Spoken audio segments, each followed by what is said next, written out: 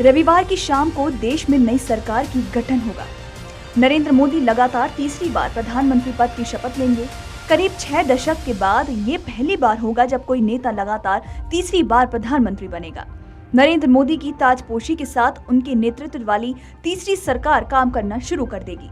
मोदी लगातार कहते रहे हैं कि उनका तीसरा कार्यकाल बड़े फैसलों वाला होगा। पिछले 10 साल का कार्य तो सिर्फ ट्रेलर है। जब उन्हें एनडीए संसदीय दल का नेता चुना गया तब भी उन्होंने यही बातें दोहराई थी।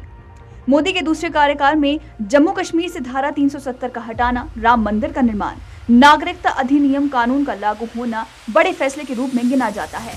ऐसे में लोगों के मन में भी सवाल है कि आखिर इस बार एनडीए सरकार कौन से बड़े और कड़े फैसले ले सकती है, आखिर किन क्षेत्रों में बड़े निर्णय हो सकते हैं। तो आपको बता दें कि लोकसभा चुनाव 2024 में भाजपा के घोषणा पत्र में एक देश एक चुनाव का वादा किया गया है।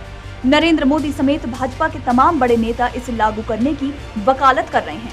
दरअसल नरेंद्र मोदी ने 2019 के स्वतंत्रता दिवस पर एक देश एक चुनाव का जिक्र किया था। तभी से अब तक कई बड़े मौकों पर भाजपा की ओर से एक देश एक चुनाव की बात की जा रही है। दरअसल एक देश एक चुनाव की बहस 2018 में विधि आयोग के एक मसौदा रिपोर्ट के बाद शुरू हुई थी। उस रिपोर्ट में आर्थिक वजहों को गिनाया गया था। आयोग का कहना था कि 2014 में लोकसभा चुनावों का खर्च और उसके बाद हुए विधानसभा चुनावों का खर्च लगभग समान रहा है। वहीं साथ साथ चुनाव होने पर ये खर्च 50-50 के अनुपात में बंट गया है। फिलहाल पूर्व राष्ट्रपति रामनाथ कोविंद की अध्यक्षता में एक समिति का गठन किया गया है। समिति ने अपनी रिपोर्ट भी राष्ट्रपति को सौंप दी है। अब तीसरे कार्यकाल में एनडीए सरकार इसे लागू करने पर जोर दे सकती है। एनडीए सरकार में प्रमुख दल बन चुकी जेडीयू ने भी इस पर अपना समर्थन जताया है।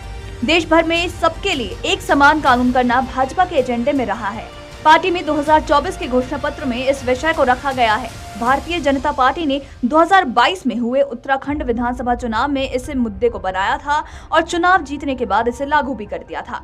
अब भाजपा के नेतृत्व वाले एनडीए के तीसरे कार्यकाल में समान नागरिकता संहिता को आगे बढ़ाने पर जोर दिया जा सकता है। हालांकि इसके लिए सहयोगी दलों का समर्थन जुटाना बड़ी चुनौती हो सकती है। यूसीसी के मामले में जेडीयू ने भी कहा है कि इसमें सबकी राय जरूरी है। नरेंद्र मोदी अक्सर अपने भाषणों में भारत के वैश्विक नेता के रूप में स्थिति को मजबूत करने पर जोर देते रहते हैं।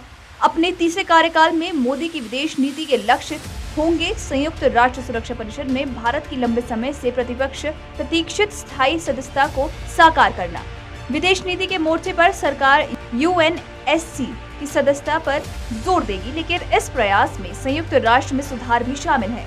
यूएनएससी में सुधार करना एक बड़ी चुनौती होगी क्योंकि स्थायी सदस्य चीन अक्सर भारत को इसमें शामिल करने का विरोध करता रहा है। तीसरे कार्यकाल में केंद्र सरकार की प्रमुख स्वास्थ्य बीमा योजना आयुष्मान भारत को बड़े आकार में देखा जा सकता है।